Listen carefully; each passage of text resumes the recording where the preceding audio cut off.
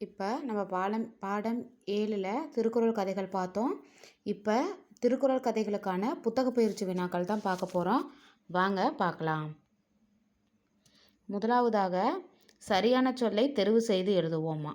பாருங்க, பொறை என்பதன் பொருள் பொறுமை. பொறை என்பதன் பொருள் பொறுமை. நிறையுடைமை இச்சொல்லை பிரித்து எழுத கிடைப்பது நிறை கூட்டல் உடைமை.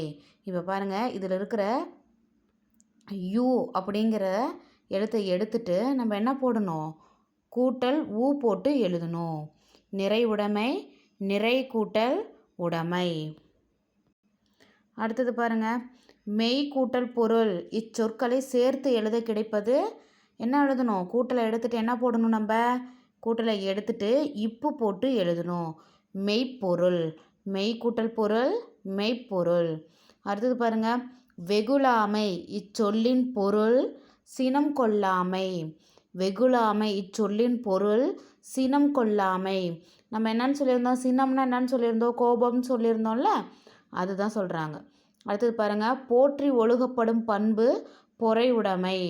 போற்றி ஒழுகப்படும் பண்பு பொறை உடைமை. பொறை உடைமைன்னா என்னன்னு சொன்னோம், பொறுமை. ஓகேவா. அடுத்தது வினாக்களுக்கு விடையளிக்க பாருங்க, தான் வினா விடை. அதில் முதலாவது வினா பாருங்க, பொறையுடைமை எப்போது போற்றப்படும். பொறுமை உடையவராக இருக்கும் தன்மை, பொறுமை உடையவராக இருக்கும் தன்மை தம்மை விட்டு நீங்காமல் இருக்க வேண்டும். அப்போது பொறையுடைமை போற்றப்படும்.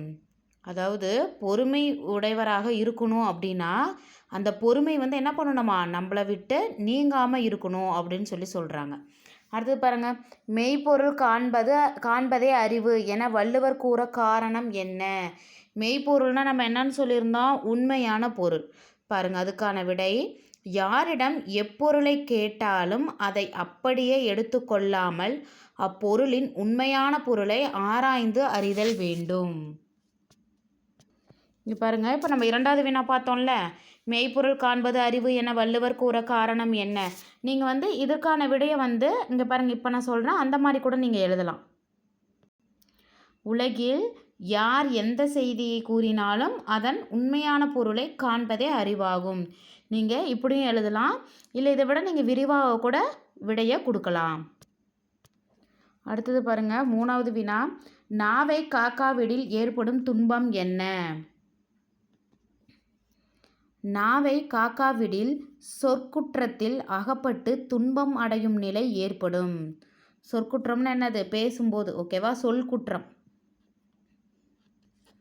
அடுத்தது பாருங்க, நான்காவது வினா, சினம் எப்போது ஒருவரை அளிக்கும். அதற்கான விடை, நம் மனதில் சினம் எழாதபடி காத்து கொள்ள வேண்டும். அவ்வாறு காத்து கொள்ள தவறினால் அந்த சினம் நம்மை அழித்துவிடும். நான் இப்போ இந்த மூன்றாவது வினாவும் நான்காவது வினாவும் சொன்னேன் பார்த்தீங்களா. இப்போ பாருங்கள், இப்போ கொடுத்துருக்கிற விட மாதிரியும் நீங்கள் கொஞ்சம் சுருக்கமாகவும் எழுதலாம். அடுத்தது பாருங்கள், ஐந்தாவது வினா, நீங்கள் படித்த திருக்குறள் கதைகளுள் உங்களுக்கு பிடித்த கதை எது, ஏன். பாருங்கள், அதற்கான விடை, நான் படித்த திருக்குறள் கதைகளுள் எனக்கு பிடித்த கதை மெய்ப்பொருள் காண்போம். ஏனெனில் எப்பொருளை யார் யாரிடம் கேட்டாலும் கேட்டவாறே எடுத்துக்கொள்ளாமல் அப்பொருளின் மெய்யான பொருளை காண வேண்டும் என்பது ஆகும். அதாவது நம்ம இந்த குறள் மட்டும்தான் நம்மளுக்கு பிடிக்கும் இல்லை, நீங்கள் இப்போ நம்ம 4 குறள்கள் படித்தோம் பார்த்தீங்களா, அதிலிருந்து உங்களுக்கு பிடித்தது எந்த குறளோ அதை கூட நீங்கள் எழுதி அதற்கான விளக்கமும் நீங்கள் கொடுக்கலாம். அடுத்தது பாருங்கள், பொறுத்துக. பாருங்கள், முதலாவது ஒன்று, பொறை அப்படின்னா அதற்கான விடை பொறுமை. பொறை பொறுமை. மெய்ப்பொருள், அதுக்கு என்ன சொன்னோம், உண்மை பொருள். மெய்ப்பொருள் உண்மை பொருள். அடுத்தது பாருங்கள், காவா கால் அப்படின்னா காக்கா விட்டால். சோகாப்பர் அப்படின்னு என்னது, துன்பப்படுவர். சோகாப்பர் அப்படின்னு என்னது, துன்பப்படுவர். அடுத்தது பாருங்கள், சொல்லிலுக்கு அப்படின்னு என்னது, சொற்குற்றம். சொல்லிலுக்கு அப்படின்னா சொல் குற்றம். அடுத்தது பாருங்க, பொருத்தமான சொல்லை தேர்ந்தெடுத்து தொடரை நிரப்புக. இங்கே பாருங்கள், இந்த வினாவில் ரெண்டுமே ஒரே பொருள் தர மாதிரி தான் இருக்கும். ஆனால் எழுத்துக்கள் தான் வேறுபட்டு இருக்கும். அதை நம்ம சரியான விதத்தில் எழுதணும். பாருங்கள், ஆய்வகம் டேஸ் இருந்தது. மேல்தளத்தில் மேல்தளத்தில். இங்கே பாருங்கள், இதில் உகரலாகும் மேல் நோக்கி லகரமும் இருக்குது. இதில் நம்ம எது எழுதணும் அப்படின்னா உகரலகரம் தான் எழுதணும். அதை தான் நம்ம எழுதணும், மேல் தளத்தில். அடுத்தது பாருங்கள், வழியில் டேஸ் ஒன்று இருந்தது. குறுக்கு பாதை. இதில் பாருங்கள் ரூ கொடுத்துருக்காங்க, இதுலேயும் இன்னொரு ரூ கொடுத்துருக்காங்க. அதாவது நீங்கள் பெரிய ரூன்னு சொல்லுவீங்க பார்த்தீங்களா, அந்த ரூ கொடுத்துருக்காங்க. இது சின்ன ரூவும் கொடுத்துருக்காங்க. இதில் நம்ம பெரிய ரூ தான் எழுதணும், குறுக்கு பாதை.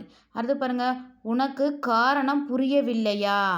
இதுக்கும் அதே மாதிரி தான் பாருங்கள், ரீ கொடுத்துருக்காங்க, இதுலேயும் ரீ கொடுத்துருக்காங்க. இப்போ நம்ம இந்த இடத்துல நம்ம எந்த ரீ போட்டு எழுதணும், சிறிய ரீ போட்டு எழுதணும். அடுத்தது பாருங்கள், எடிசன் மின் டேஸ் உருவாக்கினார். விளக்கு. பாருங்கள், இதில் என்ன கொடுத்துருக்குறாங்க, உகரலகரம் கொடுத்துருக்காங்க, மேல் நோக்கி லகரம் கொடுத்துருக்காங்க. இதில் உகரலகரம் தான் நம்ம எழுதணும். அடுத்தது பாருங்கள், குற்றம் டேஸ் யாரிடம்தான் இல்லை. குறை குறை. இதில் நம்ம பெரிய ரை தான் நம்ம போட்டு எழுதணும். அதுதான் சரியான விடை. அடுத்தது பாருங்கள், பொருத்தமான வினாச்சொல்லை எடுத்து வினா தொடரை முழுமையாக்குக. அதாவது இதில் என்ன கொடுத்துருக்காங்க, வினா சொல் கொடுத்துருக்காங்க பாருங்கள். யாது, யாவை, எங்கு, எது, எப்படி, என்ன, யார், யாருடைய. இந்த வினாச்சொல்லை அந்த கோடிட்ட இடத்துல நம்ம எழுதணும். பாருங்கள், உன்னுடைய ஊரின் பெயர் என்ன. இதுக்கு எந்த வினாச்சொல்லை பயன்படுத்துவோம் அப்படின்னா என்ன அப்படிங்கிற வினாச்சொல்லை தான் பயன்படுத்துவோம். அடுத்தது பாருங்கள், உனக்கு பிடித்த வண்ணம் எது. நீ பள்ளிக்கு எப்படி வருகிறாய். உன்னுடைய நண்பன் யார். கோடை விடுமுறைக்கு எங்கு சென்றாய். மெய்ப்பொருள் என்பதன் பொருள் யாது. குறில் எழுத்துக்கள் யாவை. சாருமதி யாருடைய வீட்டிற்கு சென்றாள். இந்த மாதிரி வினாக்களுக்கு நம்ம கரெக்டான சரியான வினாச்சொல்லை தான் அங்கே பயன்படுத்தணும். அப்போ தான் அந்த வினாத்தொடர் முழுமையடையும். அதை தான் இப்போ நம்ம பயன்படுத்தி அந்த கோடிட்ட இடங்களை நம்ம நிரப்பியிருக்கோம். அடுத்தது பாருங்கள், நமக்கு தேவையான பண்புகளை தேர்ந்தெடுப்போமா.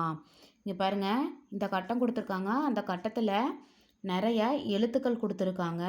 இந்த எழுத்துக்களை வச்சு நமக்கு தேவையான நல்ல பண்புகளை நம்ம என்ன பண்ணணும், எழுதணும். இங்கே பாருங்கள், முதலாவதாக அன்பு அப்படின்னு சொல்லி கொடுத்துருக்காங்க. இரண்டாவது பாருங்கள் அடக்கம். மூன்றாவது பாருங்கள் ஈகை. நான்காவது வாய்மை. ஐந்தாவது இங்கே பாருங்கள் அறிவு அப்படிங்கிறத நம்ம இங்கே எழுதிக்கலாம். இங்கே பாருங்கள், இங்கே இருக்குல்ல, இதை நம்ம வட்டமிட்டு அமைக்கலாம். அதை இங்கே நீங்கள் அறிவுன்னு எழுதிக்கலாம்.